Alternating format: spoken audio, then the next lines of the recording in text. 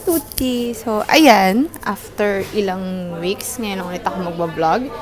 And I'm so excited sa gagawin ko today. Medyo na-late ako, so hindi na ako nakapag-proper, like, yung greet, ganon. So, andito ako ngayon sa Autogrill sa May Cadorna. And, kumakain lang ako ng sandwich kasi na-late nga ako. And medyo maaga din ako para pagpunta doon yung sa schedule ko. Masyado akong maaga. So, kakain muna ako. Bumili lang ako ng, ayan, sandwich, tsaka ng tubig. Tapos, yan, punta na tayo. So, yeah.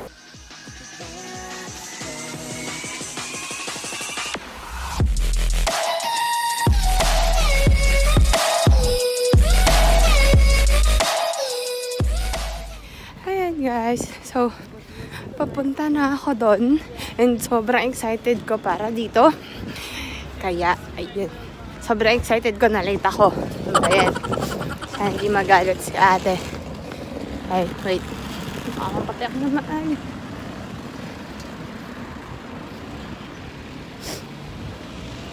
And shout out nga pala muna kay Ate Precious Rason kasi nitong mga nakakaraang linggo nagkakaroon ako ng pimple. Siguro dahil sa pimples.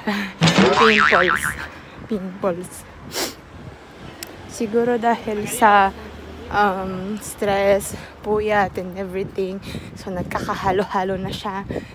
Ngayon, ayun, nagpa-facial ako. And ang galing kasi isang gabi pa lang ang ganda na ng results nga. As in, nag-dry out na yung mga pimples ko.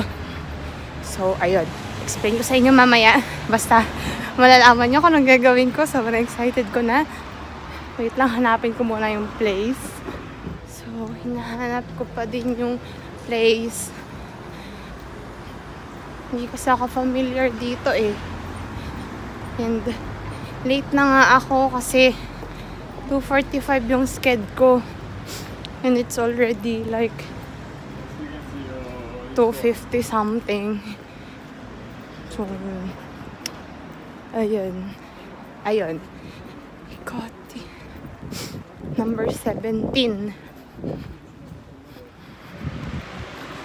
Oh my God. Pamela Rose. Late ka na naman. Ate, if mapapanood mo to, I'm so sorry. Hindi ko sinasadya.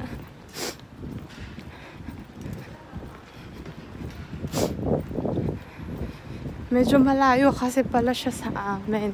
Actually, hindi. Kasi from like Ingani to Cadorna. So, ayan guys, nandito na ako and tada! Ayan, so ang gagawin po natin today ay explain mo ate. Yes! Papahabain natin ang kanyang eyelashes.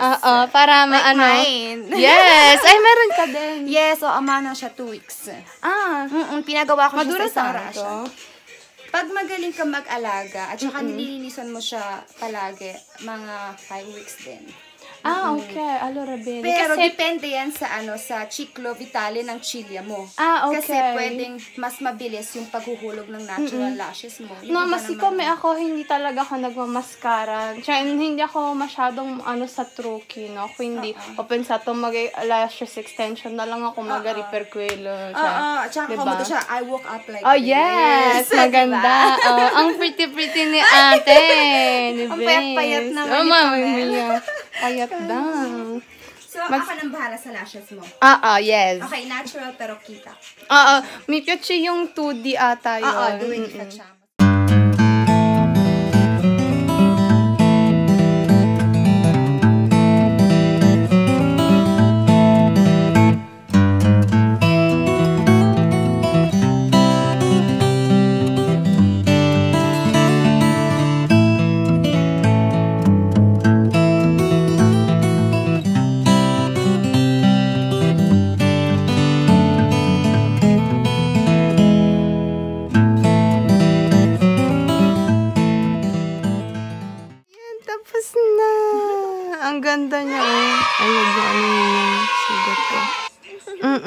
Diba? You look good on it.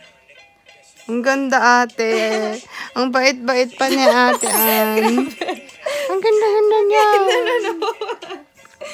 Lalagay ko yung, Facebook, tas Instagram account ni ate para ma-check nyo kung saan nyo siya pwedeng i-contact. Tapos, meron pa akong free.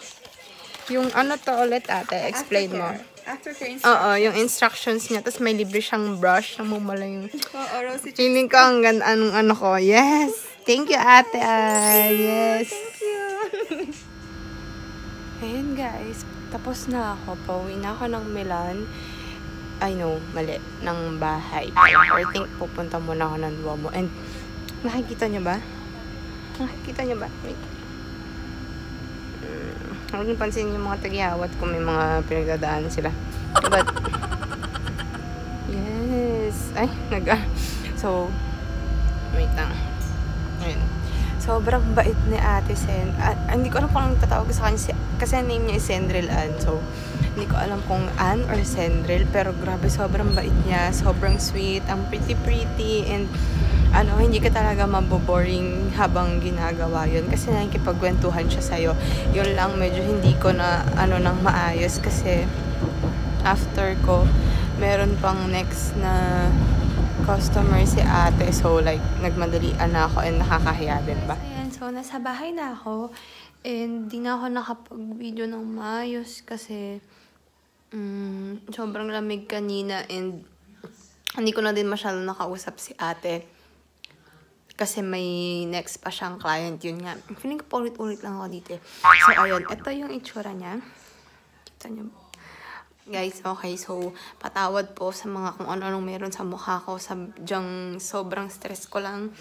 And, hindi talaga ako maanong tao. Pero, yun na nga. Sobrang bigat lang ng mga nangyayari. Kaya, ayan. Tinitigihawat ako. Pero, nawawala na siya. Thanks to Ate Precious Rason. Yan. Ilalagay ko yung Facebook account niya below para makita nyo. So, ito na nga. Ayan. Nakikita nyo ba siya? Ang ganda niya.